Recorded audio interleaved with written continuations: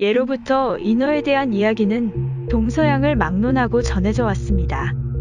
안데르센의 인어공주 이야기부터 2016년 방영된 SBS 드라마 푸른 바다의 전설까지 옛날부터 지금까지 인어는 이야기하기 좋은 소재인데요. 과연 인어가 실존한 동물이었는지 과거 인어 전설들과 민담들을 들여다보겠습니다.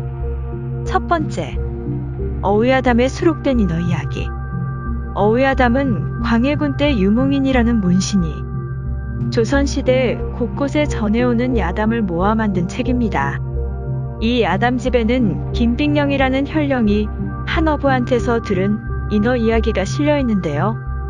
그 어부에 따르면 인어의 모습은 4살 정도 된 어린 아이 같고 얼굴이 깨끗하고 고왔으며 코가 오똑하고 귀 바퀴가 있었으며 누런 수염의 검은 머리가 이마를 덮고 있었다고 합니다.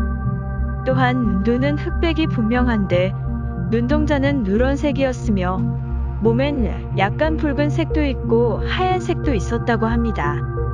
등에는 검정 무늬가 있고 남녀의 음양 부분도 사람과 다름이 없었으니 손바닥에 주름도 없었다 라고 했습니다. 어부와 김빅령이 본 인어의 모습은 현재 우리가 흔히 상상하는 인어의 모습과는 조금 괴리감이 있어 보입니다.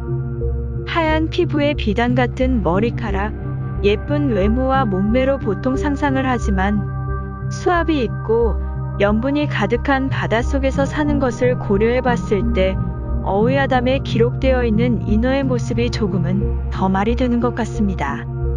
인어의 외모뿐만 아니라 인어의 행동 또한 묘사가 되어 있는데요. 사람 무릎에 앉히니 사람과 다를 바 없었으며 하얀 눈물을 흘려 김빅령이 불쌍하게 생각해 놓아주려 했다고 합니다.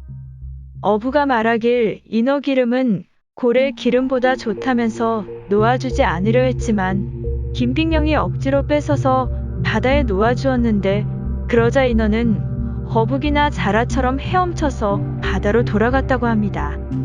어부의 설명에 의하면 큰 것은 사람만 한데 자신이 잡은 것은 어린 것이라 작다 하였다 합니다. 김빅령이 인어에 대해 들은 또 다른 이야기로 간성에 엄한이 있고 거기에서도 인어를 얻었는데 피부색이 하얗고 여인과 같았으며 음담패설을 하니 웃으면서 좋아했고 꼭 남녀 행위와 같았다고 합니다. 곧 바닷속에 놓아주었는데 갔다가 돌아와 뒤에 2~3차례 다시 놀다가 갔다고 합니다. 두 번째, 중국에서 목격된 인어 이야기. 1730년에 기록된 본 것과 들은 것들이라는 뜻의 요청치윈이라는 책에서는 인어와 관련된 2가지 이야기를 전합니다. 첫 번째는 한 남자가 란타오 섬 해안가에서 인어를 잡았는데 다양한 색의 털로 몸이 덮인 것만 빼면 그 인어는 모든 면에서 인간 같았다고 합니다. 그녀는 말을 하지 못했지만 그 남자는 그 인어와 결혼했습니다. 인어는 그 남자가 죽은 뒤 그녀가 발견된 바다로 돌아갔다고 전해집니다. 두 번째 이야기에서는 한 남자가 배가 정박해 있는 동안 해변에 한 여자가 누워있는 것을 봤는데 가까이 가서 보니 그 여자의 발과 손이 그물에 걸려 있었고 그녀가 바다로 돌아갈 수 있게 도와주었습니다. 그리고 그 여자는 감사를 표하고는 바다로 돌아갔다고 합니다.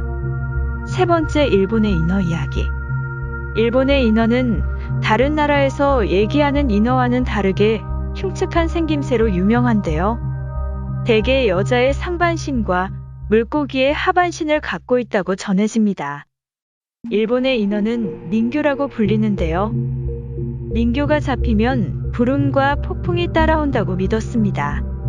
그것 때문에 어부들이 닌교를 잡으면 바다로 돌려보내주고 만약 해변가에 있으면 재앙이나 전쟁의 징조로 보았다고 하네요. 한 설화에 따르면 비와 호수에 있는 왕자 쇼토쿠 앞에 인어가 모습을 보였습니다. 왕자가 죽음의 문턱에 있을 때 닌교는 그의 슬픈 이야기를 했다는데요. 그 닌교는 사실 금지된 해수구역에 들어간 어부였었다고 합니다. 벌로 그는 흉악한 동물이 되었고 민교는 죄를 속죄하고 싶었습니다. 그의 존재를 인생의 신성함에 대한 예시로 보여줄 수 있도록 사원을 지어달라고 왕자에게 요청합니다. 그리고 이것이 미라화된 인어가 있는 텐쇼유 큐샤 성지라고 합니다. 이 인어 미라는 후지산 근처에 있는 후지노미야의 신토 교단에 의해 관리되고 있다고 합니다. 한국, 일본, 중국의 인어 이야기에 공통점이 있는데 바로 인어 기름이 아주 유용하다는 것입니다. 우리나라에서는 인어 기름이 고래 기름보다 월등히 좋으며 일본에서는 인어 기름이 추위를 막는데 아주 유용하다고 하며 중국에서는 진시황의 무덤 안에 있는 영원히 꺼지지 않는 촛불이 바로 인어의 기름으로 만들어졌다고 합니다. 오늘 이렇게 여러 나라의 인어 이야기를 살펴보았는데요.